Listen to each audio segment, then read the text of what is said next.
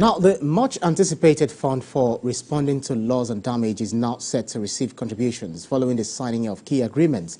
The fund aims to offer vital support for communities impacted by the severe effects of the climate change, with project financing expected to begin in 2025.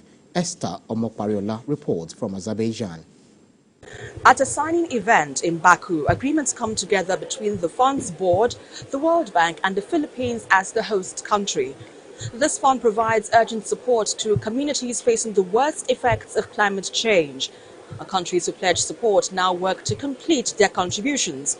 Sweden pledged nearly $19 million, bringing the fund's total to more than $720 million. And both of you as co-chairs for your leadership in conducting. It is the result of years of work. The progress made at COP27 and COP28, the determined efforts of the Fund and the World Bank, the commitment of donor countries, and the hard work of the COP29 team. We've demonstrated to this fund what we can achieve through global solidarity. And we can do more. And that's why all of us are extremely excited and motivated that if we use the same global solidarity we use up to now, we can certainly move mountains. Well, this fund has been a top priority for COP29 leaders, and this signing means they are one step closer to delivering support. And my sincere thanks to the international community who put their faith in the World Bank to deliver on its commitment to serve as the interim trustee and host the new independent secretariat for the fund for the initial 4-year period. Together, we will make a difference in the lives and livelihoods of those who need it the most. The ceremony was attended by several high-profile figures and representatives from previous COP presidencies.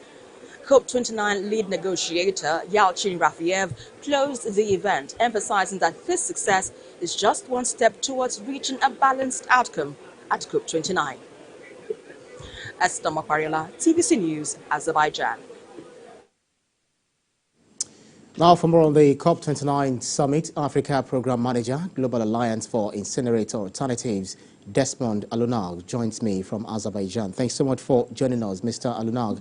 The creation of a loss and damage fund has been a crucial topic for several years. So with vulnerable countries advocating for tangible support, now that the fund is fully operational, how significant is this milestone for climate vulnerable communities?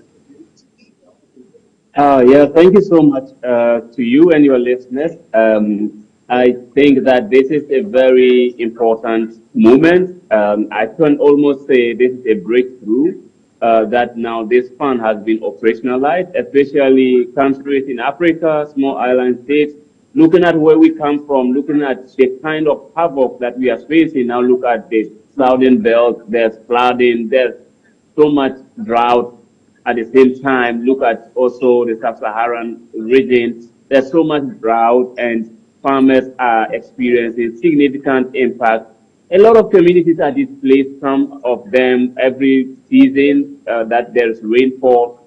So having this mechanism, especially having on board also groups like the World Bank to actually recognize it as a financial institution, then it shows that vulnerable communities at the front line of climate impact have that opportunity to have others that funding when it is actually put in to respond to these kind of crises whenever they happen. Interesting. But with Sweden's recent pledge of nearly $19 million, pushing the fund's total to over $720 million, how does these contributions reflect global commitment, especially from high-emission countries?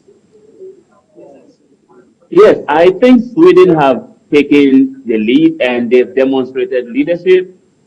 For me, I'm more keen on when we actually move beyond the pledges and actually bring it to reality and make sure that there's money to flow and there is money to respond to the problems when they happen. I think a lot of countries and a lot of institutions have made commitments all the way since Sharm el-Sheikh in COP27 when the decision was taken. And now that's been operationalized, I believe this is the time. And with the move from Sweden, I would really look forward to actually seeing that these commitments, these pledges have really moved to commitments, and those commitments influence those other groups that have also put in their pledges, and of course also bring in new groups that are trying to participate in supporting loss and damages and also responding to loss and damages. Interesting stuff. But then if you look at the fund, it's actually expected to begin project financing by 2025,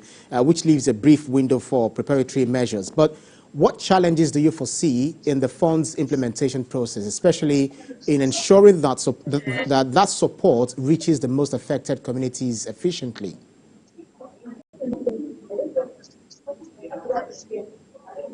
Yeah, so I mean, I have a series of challenges that I anticipate based on the history. We haven't really been that very efficient as far as climate financing is concerned, looking at the existing financial mechanisms that have come and some of them that are still there. We haven't had that opportunity where countries, vulnerable people actually have direct access to some of these things because it goes through a whole lot of processes. And apart from that, I mean, we've had a lot of cases where governments talk about the fact that getting some of these support in terms of loans and what have you haven't been able to really help them to fight significantly.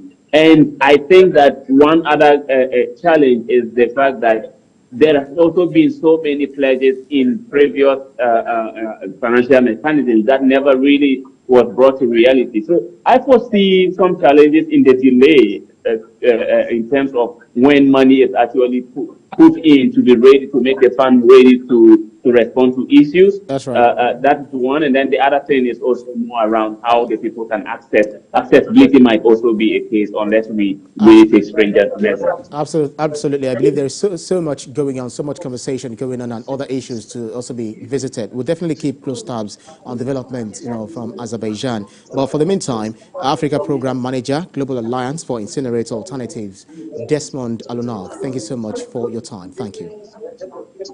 Thank you for your time.